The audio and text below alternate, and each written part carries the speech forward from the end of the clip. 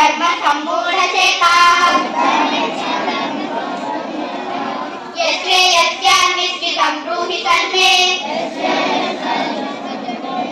विजयतेऽहं त्यागिमां त्वां प्रपन्नो विदधि मुनिरुच्यते यत्सर्वज्ञानं स्नेहः तदप्राप्य शुभाशुभं नास्ति तस्य प्रज्ञा प्रतिष्ठिता यत्ता संहरते चायं पूर्वो वाणीव सर्वतः इन्द्रियाणीन्द्रियादेशः तस्य प्रज्ञा प्रतिष्ठिता यो यो यं यं नमः प्रज्ञया सिद्धिमुच्यते तस्य तस्य प्रज्ञा तामेव विलाम्यहम् अन्तकाले च मामेव स्मरन्मुक्त्वा कलेवरं यः प्रयाति समद्भावं याति नास्तत्र संशयः ॐ इत्येकाक्षरं ब्रह्म व्याहरन् मामनुस्मरन् यः प्रयातीत्यदन्तेऽहं स याति परमां गतिम् अवजानन्ति वा मूढाः मानसिं तममाश्रितं परं भावमजानन्तो महाभूतमहेश्वरं तपाम्यहम् अहं वश्यं ये गृह्णामि सृजामि च अमृतं चैलमुच्चश्च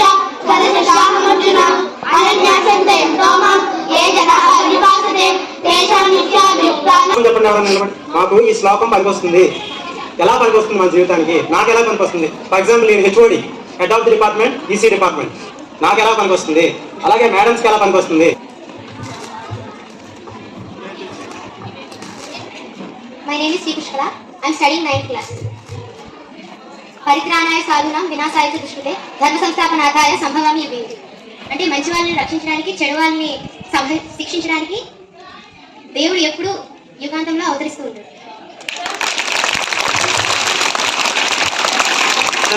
దాని గురించి చెప్పాము నేను పనికొచ్చిన అడుగుతా ఇంకా నేను అడుగుతా క్వశ్చన్లు పరిత్రాణాయ సాధూనాం వినాశాయ చ దుష్కృతాం ధర్మ సంస్థాపనార్థాయ సంభవామి యుగే యుగే అంటే ప్రతి యుగంలోనూ కూడా భగవంతుడు అవతరిస్తాడు. ఒక యుగంలో అవతరించాడు ఇంకోసారి రాదు అని అన్నది ఎప్పుడెప్పుడు అవసరం వస్తుందో అప్పుడప్పుడు భగవంతుడు వస్తాడు. చూడండి మేడం గారు అక్కడ అవసరం పరిత్రాణాయ సాధూనాం వినాశాయ చ దుష్కృతే ధర్మ సంస్థాపనార్థాయ సంభవామి యుగే యుగే.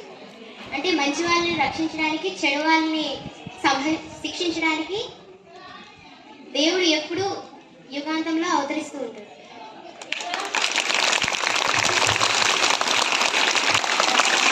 సరే దాని గురించి చెప్పాము నేను కొన్ని క్వశ్చన్లు అడుగుతా అందుకని నేను అడుగుతా క్వశ్చన్లు పరిత్రాణాయ సాధూనాం వినాశాయ చ దుష్కృతాం ధర్మ సంస్థాపనార్థాయ సంభవామి యుగే యుగే అంటే ప్రతి యుగంలోనూ కూడా భగవంతుడు అవతరిస్తాడు. ఒక యుగంలో అవతరించాడు ఇంకోసారి రాదు అని అన్నది ఎప్పుడెప్పుడు అవసరం వస్తుందో అప్పుడప్పుడు భగవంతుడు వస్తాడు. చూడండి మేడం గారు అక్కడ అవసరం వచ్చింది కాబట్టి నిరాశగా ఉన్నప్పుడు అంటే అసలు ఏం పని చేయాలనిపించట్లేదు వదిలేయాలనిపిస్తుంది అంటే ఎగ్జామ్ వదిలేయాలనిపిస్తుంది అప్పుడు ఏ శ్లోకం చెప్తున్నాను మీకు తెలియకపోవచ్చు. క్లైవ్యం మా స్మగమ పాత నైతత్వ ఉపపద్యతే క్షుద్రం హృదయ దౌర్బల్యం. హృదయ దౌర్బల్యం ఉండకూడదు అంటే వీక్నెస్ ఉండకూడదు ఎప్పుడు కూడా స్ట్రెంత్ గా ఉండాలి అవునా. సరే ఇంకో క్వశ్చన్ లాస్ట్ క్వశ్చన్ మీరు పని చేస్తున్నారు ఫలితం ఏమైపోతుందో అనే తీవ్రమైన అంటే రిజల్ట్ ఎగ్జామ్ రాసేస్తున్నాను రాస్తా ఎగ్జామ్ ఏమైపోద్దో అని వరి నుంచి ఎలా బయటపడాలి.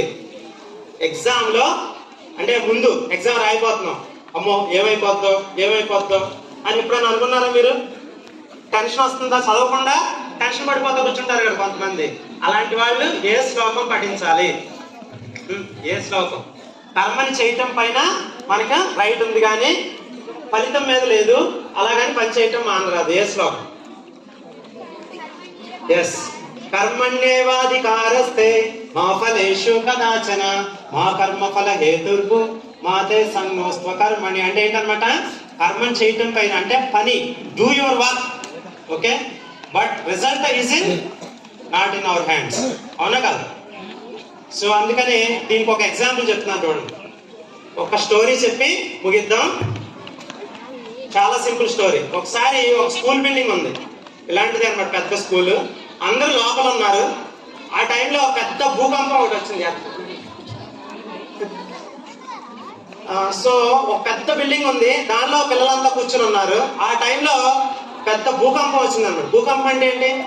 ఎర్త్కేక్ వచ్చింది. ఎర్త్కేక్ వస్తే మొత్తం స్కూల్ బిల్డింగ్ అంతా పడిపోయింది.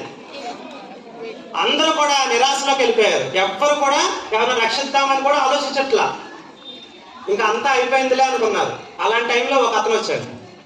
వచ్చి ఏంటి అందరూ ఖాళీగా ఉన్నారు, ఏదైనా ఎవరైనా రక్షించవచ్చు కదా అంటే ఎవరు పట్టించుకోవట్లేదు అన్నమాట. అతను అర్ధరాత్రి వరకు ఒక్కొక్క రాయి తీసుకుంటూ వెళ్ళాడు. తీసుకుంటూ వెళ్తే ఒక బల్ల కింద 10 మంది పిల్లలు ఉన్నారు.